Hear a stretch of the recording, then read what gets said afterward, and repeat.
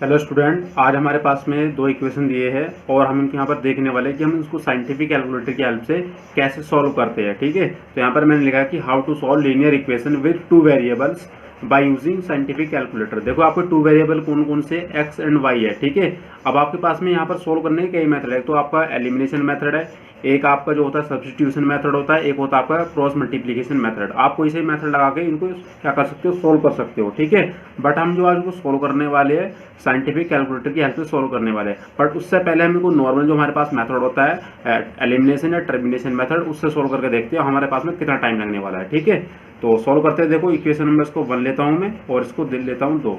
ठीक है, तो देखते हैं अब। तो यहाँ से देखो ये प्लस का वाई और ये माइनस का वाई आपका कैंसिल। तो यहाँ पर आप एक्स और एक्स कितने हो गए, 2x, क्योंकि दोनों को मैंने क्या कर दिया, ऐड कर दिया है। इक्वेशन फर्स्ट एंड सेकंड को मैंने क्या किया, ऐड किया है। ठीक है, ऐड करने पर जो माइनस का वाई और प्लस का वाई वो कैंसिल। तो इस तरह से यहाँ पर कितना हो गया आपका 18, या फिर x की वैल्यू कितनी आ गई मेरे पास में 18/9 और सॉरी 2। तो x की वैल्यू मेरे पास में कितनी आ गई, 9 आ गई। ठीक है, इसी तरह से मैं अगर इनको दोबारा ऑपरेशन लगाता हूँ कि इसमें से इसको घटाऊँ, या फिर x की वैल्यू को समीकरण 1 या 2 में पुट करने पर y की वैल्यू भी निकाल सकता हूँ मैं। तो देखते हैं यहाँ पर हमारे पास y की वैल्यू कितनी आने वाली है। तो मैं यहाँ पर रख देता हूँ।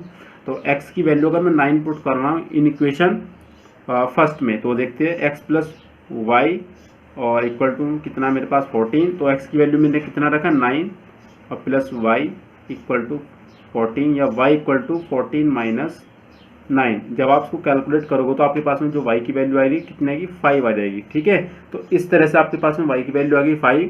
अब हम देखो, आपने अगर आप साइंटिफिक कैलकुलेटर का यूज़ करते हो तो उससे आपको कितना टाइम लगता है। और दूसरी चीज़ के साइंटिफिक कैलकुलेटर का यूज़ करने का एक रीज़न है, अगर आप बीटेक के स्टूडेंट हो या फिर बीसीए के स्टूडेंट हो या फिर आप डिप्लोमा इंजीनियरिंग कर रहे हो, तो आपको साइंटिफिक कैलकुलेटर आना बहुत ज़रूरी है। अगर आप उसको एग्जाम में करोगे, ये तो सिर्फ एक सिंपल या आपकी फॉर्म दी हुई है इक्वेशन की लीनियर की, वहाँ पर आपको इससे भी ज़्यादा टफ मिलेगी। वहाँ पर आप उसको अगर ऐसे सॉल्व करने लग गए तो टाइम लग जाएगा बहुत ज़्यादा। ठीक है, तो आज हम इसको बहुत ही ईजी बनाने वाले हैं साइंटिफिक कैलकुलेटर की हेल्प से। तो देखते हैं इसको कैसे सॉल्व करते हैं आज। तो हमारे पास में ये साइंटिफिक कैलकुलेटर है, तो मैंने पहले इसको स्टार्ट करा, ऑन कर दिया। अब मेरे पास में जो इक्वेशन है कि x plus y equal to कितना है 14 और x minus y equal to कितना है 4। तो ठीक है, इसको सोल्व करना है बाय यूजिंग साइंटिफिक कैलकुलेटर या कैलसी। ठीक है, तो सबसे पहले अगर आप इसको सोल्व करना है तो सबसे पहले आपके ऑन के बराबर में आप देखो मोड वाला बटन होता है। ठीक है, आप इसको दबाओ 1 2 3, आपको 3 बार दबाना है। यहाँ पर आएगा इक्वेशन, आपको इक्वेशन वाला ऑप्शन आएगा।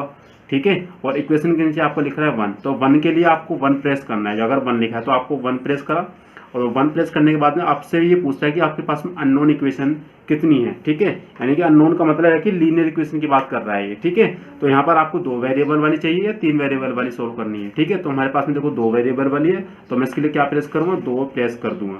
ठीक है, मैंने 2 प्रेस कर दिया। उसके बाद कह रहा है कि a1 की वैल्यू कितनी है, यानी कि जो x, जो आपका जो पहले वाला जो इक्वेशन है उसका कोफिशिएंट कितना है, x का कोफिशिएंट कितना है 1। तो मैंने यहाँ पर देखो 1 प्रेस कर दिया, और उसके बाद मैंने देखो 1 दबाने के बाद मैंने क्या करा, इक्वल दबा दिया। ठीक है, उसके बाद कह रहा है b1 की वैल्यू कितनी है, तो b1 की वैल्यू कितना, प्लस का 1। तो फिर अगेन मैंने प्लस का 1 दबाया और उसके बाद इक्वल दबा दिया। ठीक है, उसके बाद कह रहा है कि c1 की वैल्यू कितनी है। अब c कौन सा आपका, ये वाला 14, तो आपने 14 दबाया। देखो दबाने के बाद ये आ गया। उसके बाद आपने क्या करना है, इक्वल दबा देना है। इक्वल दबाने पर आपकी जो वैल्यू हो जाएगी, इस तरह से पूछेगी a2 का मतलब क्या है, अब आपके दूसरी इक्वेशन के बारे में बात कर रहा है, उसका कोफिशिएंट कितना है दूसरी इक्वेशन का। तो यहाँ पर कितना है कोफिशिएंट इसका 1।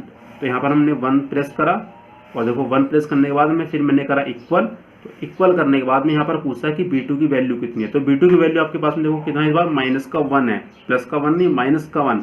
जब भी इस तरह से आपकी कोई इक्वेशन आएगी तो आप क्या करोगे, सबसे पहले माइनस दबाओगे और उसके बाद 1, क्योंकि इस बार माइनस का 1 है। तो देखो मैंने -1 इसके अंदर वैल्यू को क्या कर दिया, इनपुट कर दिया।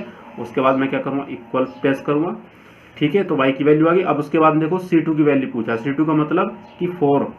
तो यहाँ पर मैं 4 पुट करूँगा, 4 पुट इनपुट करने के बाद मैं क्या करूँगा, इक्वल प्रेस करूँगा। और इक्वल करते ही मेरे पास में x की वैल्यू कितनी आ गई, 9 आ चुकी है। देखो ये आ गई। और अगर मैं फिर इक्वल करूँगा तो देखो मेरे पास में y की वैल्यू भी आ चुकी है, कितनी, 5। देखो ये वाली 5। ठीक है, तो इस तरह से मैंने आपको पूरा डेमो बता दिया है। तो अगर आप इसको 1 बाय 1 एक बार एक इसको जब प्रैक्टिस कर लोगे, आपको है कैलकुलेटर चलाना बहुत फास्ट हो जाएगा आपका। ठीक है, तो 1-2 क्वेश्चन हम और देखेंगे कैसे सोल्व करेंगे। तो इस तरह से हमने इस क्वेश्चन को सोल्व कर लिया है। तो x की वैल्यू मेरे पास में 9 नहीं है और y की वैल्यू कितनी है, आप इसको स्क्रॉल करके ऐसे ऊपर नीचे देख सकते हो। देखो x की वैल्यू कितनी है 9 और y की वैल्यू कितनी है 5। ठीक है, अब हम देखेंगे क्वेश्चन नंबर 2।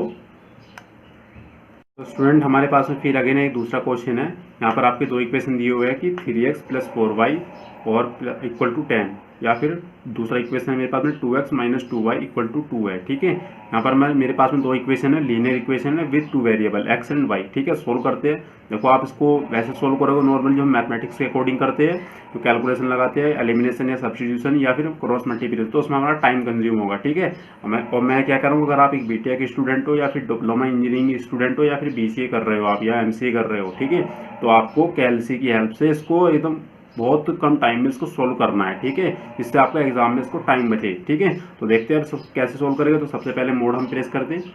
मोड पे प्रेस करने के बाद सबसे पहले एक ऑप्शन आएगा आपका इक्वेशन, तो इक्वेशन के लिए आप 1 प्रेस करोगे। अब आपके पास में पूछा है कि आपके पास जो इक्वेशन है नॉन 2 वेरिएबल की है 3 वेरिएबल की है, तो मेरे पास में भी 2 वेरिएबल की है। नेक्स्ट वीडियो हम 3 वेरिएबल की भी सोल्व करेंगे। तो फिलहाल हम ये देख रहे हैं 2 वेरिएबल की। तो a1 का वैल्यू क्या है कि x का पहली इक्वेशन के लिए x का कोफिशिएंट क्या है, तो वो मेरे पास इस बार कितना है 3 है। मैंने 3 प्रेस करा, उसके बाद इक्वल प्रेस कर दिया। ठीक है, b1 का कोफिशिएंट कितना है 4, तो उसके बाद इक्वल c1 का जो कितनी वैल्यू है 10, उसके बाद इक्वल। अब इक्वेशन नंबर 2 स्टार्ट हो चुकी है। तो यहाँ पर उसका कोफिशिएंट कितना है x का 2, तो 2 प्रेस करा, उसके बाद इक्वल। और इसी तरह से आपका y का कोफिशिएंट कितना -2 है, तो माइनस पहले लगेगा फिर उसके बाद 2, फिर इक्वल। और c2 की वैल्यू कितनी है 2। उसके बाद में क्या करोगे आप, जैसे ही इक्वल करोगे x एंड y की वैल्यू आपके पास में एकदम आ जाएगी। तो मैं लिख सकता हूँ कि x की वैल्यू मेरे पास में कितनी आ गई 2 आ गई है, और अगेन फिर आप इक्वल करोगे तो y की वैल्यू आपके पास में कितनी आ गई 1 आ गई है। ठीक है, तो ये बहुत ही क्या है शॉर्टकट तरीका, आप कैलसी की हेल्प से आप इसको सॉल्व कर सकते हो, जिससे आपका एग्जाम में टाइम बचेगा।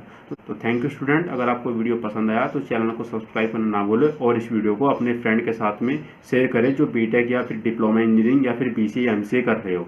तो तब तक के लिए फिलहाल इतना ही। नेक्स्ट वीडियो में हम देखेंगे 3 वेरिएबल के साथ में हम इक्वेशन को कैसे सोल्व करते हैं। Thank you student.